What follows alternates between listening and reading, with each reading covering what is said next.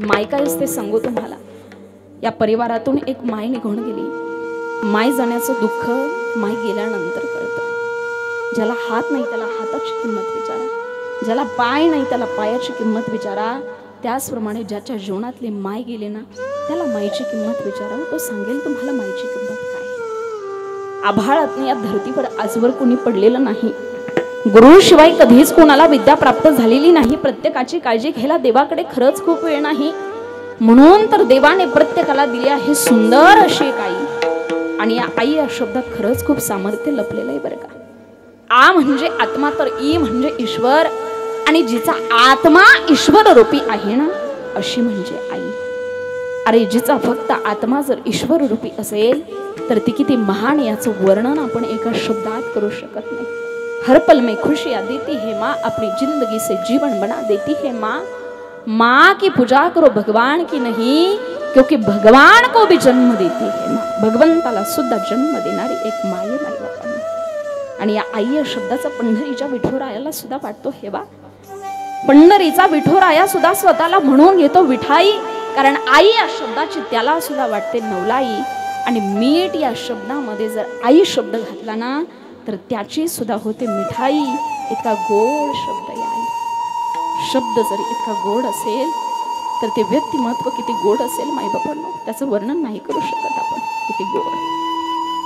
अरे आपल्या घरात 60 वर्षाची लेक असू द्या, 80-90 वर्षाची माय असू द्या, 60 वर्षाची लेक ज्या वेळेला सासरवरून माहेराला येते ना, तांब्याभर पाणी बाहेर घेऊन येणारी 80-90 वर्षाची माय, हातामध्ये तिच्या भाकरीचा छोटासा तुकडा त्या लेकीच्या डोक्यावरून ओवाळते. हे माईचं प्रेम आहे माई बापांनो. ज्या दिवशी ती माहेरात नसते ना त्या दिवशी त्या आईची किंमत कळते. आई आई असते, जिवंतपणे प्रेम करेल याच्यामध्ये नवल नाही. मृत्यू पश्चात माईबाप आपल्या लेकरावरती प्रेम करत असतात. विंचवाच्या मादीचा दृष्टांत तुम्ही कधी ऐकला? ती विंचवाची मादी एकाच वेळी 20-25 पिल्लांना जन्म देते, पण 20-25 पिलांची भूक भागवण्याचं सामर्थ्य तिच्यामध्ये नसतं. ज्या वेळेला ती लेकरं जन्माला येतात किलकिल्या डोळ्याने त्या मातेकडे पाहत असतात. ती माता विचार करते की मी विश्वातली किती अभागी माता की 25 लेकरांना मी जन्म दिला पण त्यांची भूक भागवू शकत नाही. ते सामर्थ्य माझ्यामध्ये नाही. ते 20-25 लेकरं ज्या वेळेला किलकिल्या डोळ्याने पाहत असतात ना, त्या 20-25 पिलांना ती सांगते मी संपले तरी चालेल, तुम्ही जगले पाहिजे. याच्याकरता तुम्ही माझ्या शरीराचं कण कण कण मांस भक्षण करा. 20-25 पिल्लं आपल्या आईच्या शरीराचं कण कण कण मांस भक्षण करतात. एक क्षण असा येतो माईबापांनो, एक माता आपल्या लेकरांकरता संपूर्ण जाते, पण आपल्या लेकरांना जीवनदान देते. एका मातेनं आपल्या लेकरावरती केलेला सर्वात मोठा उपकार आहे. आणि सांगू तुम्हाला, तो मुलगा तिच्याशी बोलू द्या, नका बोलू द्या. कलियुगाची अवस्था फार वाईट आहे. सुधीर भाऊंसारखे सगळेच या महाराष्ट्राच्या मातीमध्ये पुत्र जन्माला येत नाहीत. पण सांगू तुम्हाला, सुधीर भाऊंकरता मला त्यांच्या वडिलांसमोर एक वाक्य म्हणावं वाटतं. जगी ऐसा बाप व्हावा ज्याचा वंश मुक्तीस जावा. डोळ्यासमोर वंश मुक्तीस गेलेला पाहावा, याच्यापेक्षा काय भाग्य असावं जीवनामध्ये. आणि कन्या तरी ऐसी देई जैसी जनी मीरा मुक्ता बाई. काय कन्याला जन्म दिला ना, रात्रंदिवस काबाड कष्ट करावे आणि निश्चितच आपल्या लेकरांवरती उत्तम संस्कार व्हावे. याच्याकरता अहोरात्र भावाच्या पाठीमागे खंबीरपणे उभं राहावं. अशी बहीण तुम्हाला पाहायला मिळणार नाही बरं का. महाराष्ट्राच्या मातीमध्ये माईबापांनो जीन्स पॅन्टवरती फिरणाऱ्या खूप बहिणी, गुंठाभर जमिनी करता आपल्या भावावरती दावा देणाऱ्या बहिणी तुम्हाला पाहायला मिळतील. पण आपल्या लेकरांवरती उत्तम संस्कार व्हावे याच्याकरता पती गेल्यानंतर सुद्धा भावाच्या पाठीमागे खंबीर उभी राहते ना, आणि भाऊ त्या बहिणीच्या पाठीमागे खंबीर उभा राहतो ना, तो भाऊ या महाराष्ट्राच्या मातीमध्ये फक्त त्यांच्याकरता भाऊ नाही बरं का. सुधीर भाऊ म्हणजे आमच्याकरता सुद्धा भाऊ आहे. भाऊ या शब्दाला खरोखर त्यांना हा शब्द शोभून दिसतो बरं का. निश्चितच, कारण या जगाच्या पाठीवरती सांगू तुम्हाला, तुमची बहीण तुमच्यावरती प्रेम करते भाऊ पाहायला मिळतं. या जगाच्या पाठीवरती माय गेल्यानंतर आपल्या माई इतकं प्रेम करणारी जर दुसरी कोणती व्यक्ती असेल ना तर ती आपली बहीण असते बरं का. कारण ज्ञानोबरांनो सुद्धा 5 वर्षाच्या मुक्ताबाईच्या आशीर्वादानं ज्ञानेश्वरी लिहिता आली. 5 वर्षाच्या मुक्ताबाईच्या बहिणीचा आशीर्वाद फार महत्वाचा असतो जीवनामध्ये, आणि तो आशीर्वाद या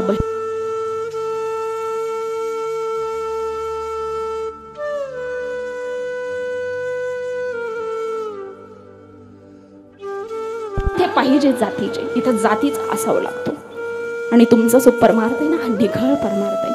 म्हणून कुणी कितीही विरोध करू द्या, कुणी काहीही करू द्या, भगवंताच्या दारामध्ये हा परमार्थ टिकला जाणार आहे. आणि सांगू तुम्हाला, ज्यानं संघर्षानं जिद्दीनं आपल्या मेहनतीच्या जोरावरती एवढा सगळा खटाटोप केला, हे सगळं विश्व उभं केलं ना, त्याचा विरोध करू नका, त्याच्या नादाला तुम्ही लागू नका. का?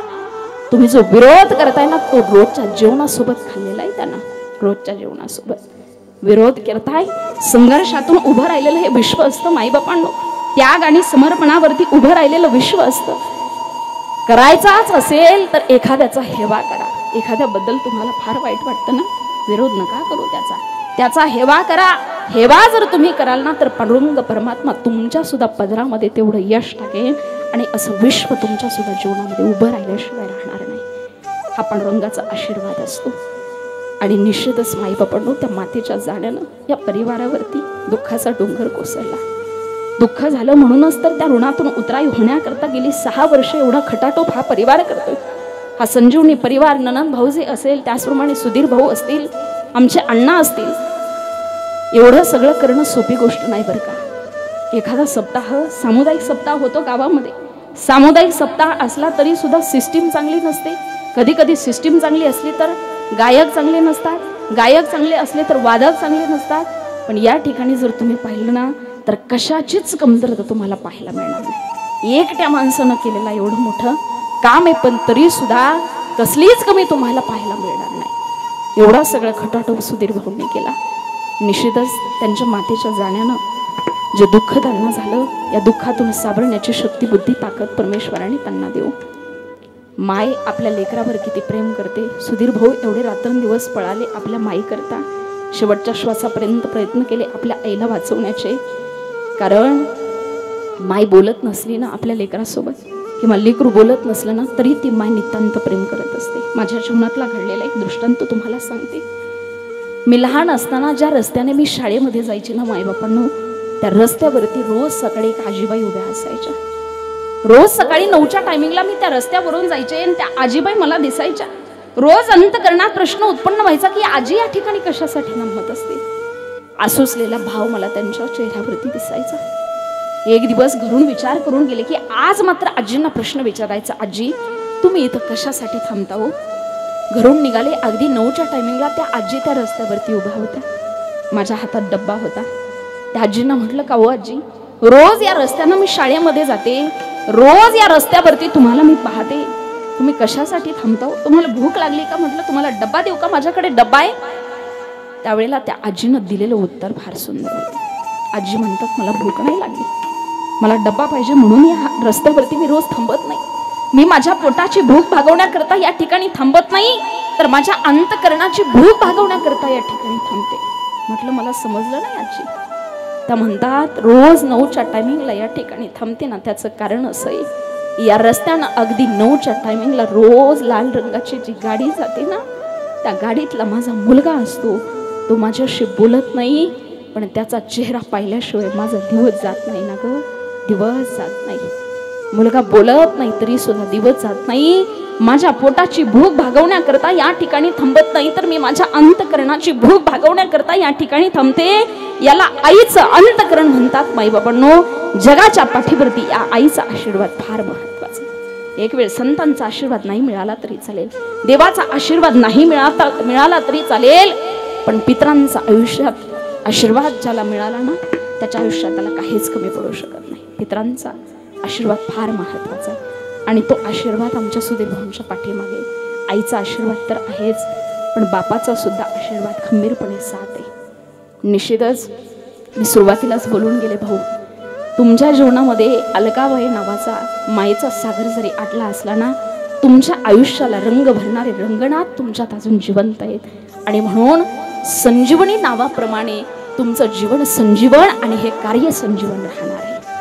कारण बाप महत्वाचा असतो. माझ्या जीवनातला बाप निघून गेला मी लहान असताना, 10वीत असताना वडिलांचं पितृछत्र हरपलं. पण सांगू तुम्हाला, ज्या दिवशी बाप माझ्या आयुष्यातून गेला, आज या नारदाच्या गादीवरती उभी ना, त्या बापाकरता उभी. फक्त बापाची इच्छा होती माझ्या मुलीनं कीर्तन करावं, प्रवचन करावं. दुसरं काही नाही. जीवनात पद, प्रतिष्ठा, ऐश्वर्य, संपत्ती फार काही मिळावं हा माझा उद्देश नाहीये. फक्त माझ्या शेवटच्या श्वासापर्यंत त्या बापाचं स्वप्न मला पूर्ण करायचंय. कारण माझ्या बापाची इच्छा होती माझ्या मुलीनं कीर्तन करावं, प्रवचन करावं, वारकरी संप्रदायाचा प्रचार करावा, प्रसार करावा. सांप्रदायिक संस्कार वडिलांनी केले आणि बाप ज्या दिवशी निघून गेला ना माईबापांनो, 10 दिवस पूर्ण झाले. दशक्रियाविधीचं पिंडदान चालू होतं. त्या दशक्रियाविधीच्या ठिकाणी ब्राह्मण सांगतात, तुमच्या जीवनात काहीतरी संकल्प करा. प्रत्येक जण संकल्प करतो. कोणी चहा सोडून देतं, वेगळे वेगळे पदार्थ न खाण्याचा संकल्प असतो. पण मी माझ्या जीवनामध्ये ठरवलं, माझ्या बापाकरता मला 1 वर्षापुरता संकल्प नाही करायचा, संपूर्ण आयुष्यभराकरता संकल्प करायचा आहे. आणि त्या पिंडदानावरती हात ठेवला. त्या पिंडदानाच्या साक्षीनं म्हटलं, नाना, वडिलांना नाना म्हणायचे, नाना तुमची इच्छा होती ना तुमच्या मुलीनं कीर्तन करावं, प्रवचन करावं, तुमचं लेकरू असं कीर्तन करेल, तुम्ही ज्या ठिकाणी असाल त्या ठिकाणी तुम्हाला आनंद झाल्याशिवाय राहणार नाही. आणि निश्चितच माईबापांनो, आज मला असं वाटतंय तो बाप ज्या ठिकाणी असेल ना त्या ठिकाणी त्या बापाला आनंद होत असेल. कारण शेवटच्या श्वासापर्यंत रोज नारदाच्या गादीवरती उभी राहिल्यानंतर पांडुरंग परमात्माला एकच प्रार्थना करते, माझा शेवटचा श्वास या नारदाच्या गादीवरती असावा. या विना काही नको, एवढे दे पांडुरंगा, याचसाठी मांडीला तुझ्या दारात हा दंगा. एवढ्या करता हा सगळा अट्टहास केलाय. आणि ज्यावेळेला साधकाच्या जीवनातली साधना स्वच्छ असते, निर्मळ अंतकरणाची असते ना, निश्चितच पांडुरंग परमात्मा त्याची इच्छा पूर्ण केल्याशिवाय राहत नाही माईबापांनी. कारण माझा बाप संस्कार करताना एक वाक्य नेहमी म्हणायचा, तुमच्या सर्वांकरता सांगते, बाप संस्कार करत असताना म्हणायचा, वारकरी संप्रदायामध्ये जीवन जगत असताना, पदार्पण करत असताना, कीर्तनकार स्वतःला म्हणून घेत असताना, एक कलाकार स्वतःला म्हणून घेत असताना, आपलं जगणं, आपलं वागणं असं असावं, ज्या दिवशी आपल्या आयुष्यातला अंतिम काळ येईल ना त्यावेळेला ज्ञानोबरांनी म्हणावं, अरे घ्या रे त्या लेकराला जवळ, त्यांना आयुष्यभर संप्रदायाची सेवा केली.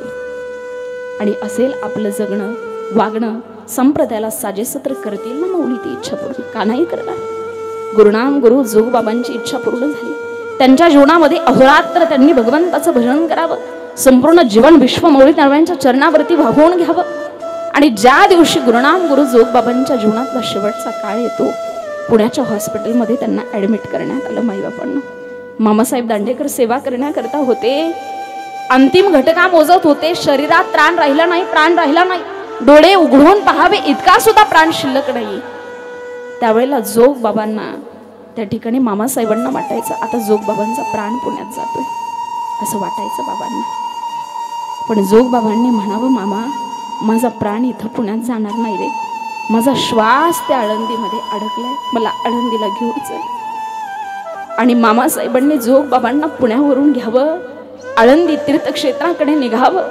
डोळे उघडून सुद्धा पाहता येत नाही, एवढा सुद्धा प्राण शिल्लक नाही, पण त्या इंद्रायणीच्या पुलावरती यावं, क्षणभर डोळे उघडावे, मौलींच्या समाधीच्या त्या शिखराकडे पाहावं आणि क्षणात आपल्या देहातला प्राण सोडून द्यावा. साधकाच्या जीवनामध्ये केलेल्या साधनेचं फळ माईबापांनो हे नितांत सेवा केली. म्हणून विनंती असेल माझी तुम्हाला, जे संस्कार माझ्या माईबापांनी माझ्यावरती केले ते संस्कार तुमच्या लेकरावर करण्याचा प्रयत्न करा. मी लहान असताना माझ्या बापानं माझ्या हातामध्ये गाथा दिला, ज्ञानेश्वरी दिली, भगवद्गीता दिली, परिणाम आम्ही कीर्तनकार झालो, आमचं जीवन संस्कारमय झालं. तुमच्या मुलांच्या हातामध्ये गाथा ज्ञानेश्वरी येणं काळाची गरज आहे माईबापांनो. रात्रीच्या 10-10:30 वाजता तुमच्या मुलीच्या हातामध्ये 10,500चा मोबाईल येतो, तो काय उद्धाराच्या दिशेनं प्रवास करणार आहे का? त्याच्या जीवनाचा उद्धाराच्या दिशेनं प्रवास व्हावा वाटत असेल तर संतांचे विचार आणि आध्यात्मिक क्षेत्र एकमेव ठिकाणी की ज्या ठिकाणी संस्कार शिल्लक आहेत. कुठेही जा तुम्ही, संस्कार पाहायला मिळणार नाहीत तुम्हाला. म्हणून विनंती माझी, त्यांच्या हातामध्ये गाथा ज्ञानेश्वरी द्या. अरे 5 वर्षाची मुक्ताबाई उपदेश करते, ज्ञानोबराय अखंड विश्वाचं तत्वज्ञान खुलं करतात. तुमच्या घरातली 5 वर्षाची मुक्ताबाई काय करते विचार करणं काळाची गरज आहे. 5 वर्षाची मुक्ताबाई गावातल्या एखाद्या स्टेजवरती, गावातल्या व्यासपीठावरती कंबर हलवत नाचते. महाराष्ट्राला शोभण्यासारखी गोष्ट आहे गाव. एकदा त्या नाचणाऱ्या मुलीनं म्हणावं त्या गुरुजीला, का ओ गुरुजी, या महाराष्ट्राच्या मातीतल्या संस्कारी कुटुंबातली लेके गुरुजी, कंबर हलवे स्टेजवरती नाचणार नाही गुरुजी. सांगायचं असेल तर छत्रपती शिवराय सांगेल, सांगायचं असेल तर अहिल्यादेवी होळकर सांगेल, सांगायचं असेल तर राजमाता राष्ट्रमाता जिजाऊ मासाहेब सांगेल, आणि नाचायचं असेल तर कीर्तनात नाचेल, जशी माझी मीराबाई नाचली. नाचू कीर्तनाचे रंगी ज्ञानदीप लावूशे. नाचा ना, या स्टेजवरती नाचा, काळाची गरज आहे. कारण माझा बाप लहान असताना म्हणायचा गावामध्ये, मोठ्या अभिमानानं म्हणायचा, प्रकार ही माझी मुलगी नाही, माझा मुलगा आहे, मुलगा माझा हा चतुर पक्षी म्हणायचे. आणि हा पक्षी ज्या घरामध्ये जाईल ना त्या घराचं कल्याण होईल बाप म्हणायचा. का म्हणत होता सांगू? माझ्या बापाला माहिती होतं माझी लेक रोज शाळेमध्ये जाताना ज्ञानेश्वरी नावाचा ग्रंथ हातामध्ये घेते, रोज 10-5 वाजते आणि मगच शाळेमध्ये जाते. विचार करा, कधीतरी तुमच्या हे बापाने म्हणावं असं. हे होण्याकरता गाथा ज्ञानेश्वरी येणं हातामध्ये काळाची गरज आहे. आपण म्हणतो जगण्याकरता घर, गाडी, बंगला, प्रॉपर्टी असलं म्हणजे झालं. जगण्याकरता हे लागत नाही. गुरुनाम गुरु बोधे बाबांनी गाव सोडलं, प्रपंचाचा त्याग केला, विषय सुखांचा त्याग केला. बाबांना विचारलं, का हो बाबा, जगण्याकरता हे लागत नाही का हो? बाबा म्हणतात, जगण्याकरता मला 2च गोष्टी लागतात. गावात गेले बाबा तर मंदिरात राहायचे. बाबा म्हणतात, जगण्याकरता मला 2च गोष्टी लागतात.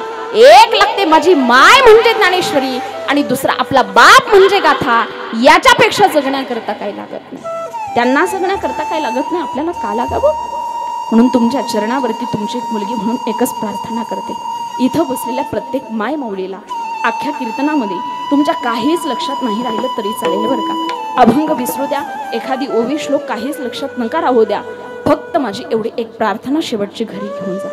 ती प्रार्थना अशी, माई बापांनो, तुमच्या घरातल्या 5-6 वर्षाच्या मुलीकडून तिच्या वयाच्या 18 वर्षापर्यंत ज्ञानेश्वरीचं पारायण करून घ्या बरं का. 18 वर्षापर्यंत ज्या वेळेला तिच्या जीवनामध्ये पारायण होईल, ती मुलगी 18 वर्षाची झाल्यानंतर सासरी नांदायला निघेल. सासरी नांदायला जात असताना, तिला विदा करत असताना त्या लग्न मंडपामध्ये प्रत्येक माय माऊलीने एक कृती करावी. ती कृती कोणती? त्या लग्न मंडपामध्ये तिला निरोप देत असताना, विदा करत असताना तिच्या सासरच्या लोकांना म्हणावं, मी 5 मिनिटात जाऊन आले. तिनं कुठं जावं? तिनं घरात जावं. घरात गेल्यानंतर देवघरात जावं.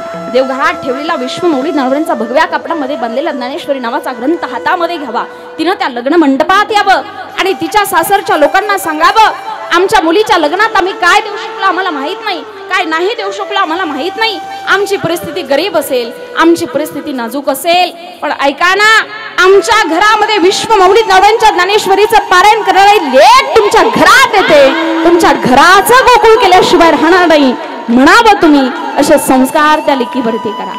फार काळाची गरज आहे माई बापांनी, कारण माझ्या बापाने हे संस्कार माझ्यावरती केले.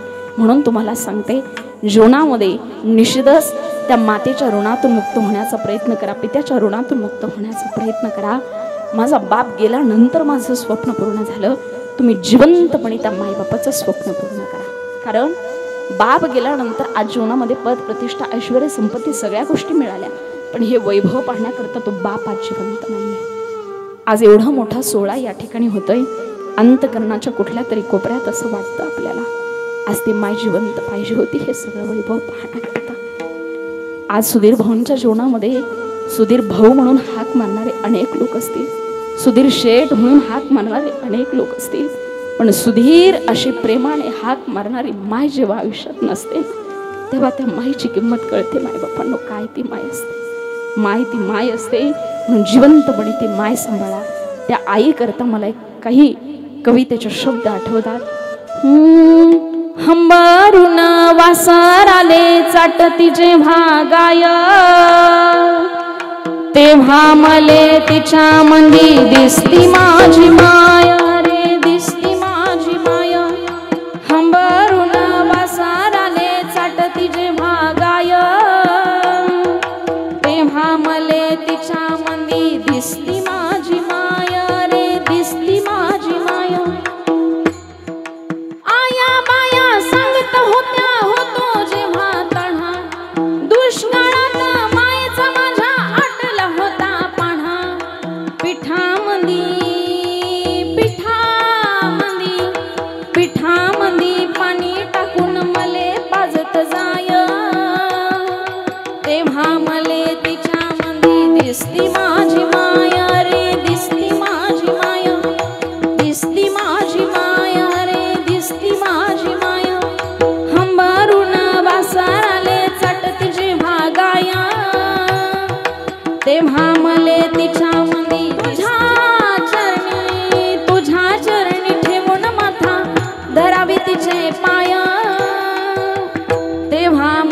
तिच्या मंदी दिसली माझी माया रे, दिसली माझी माया.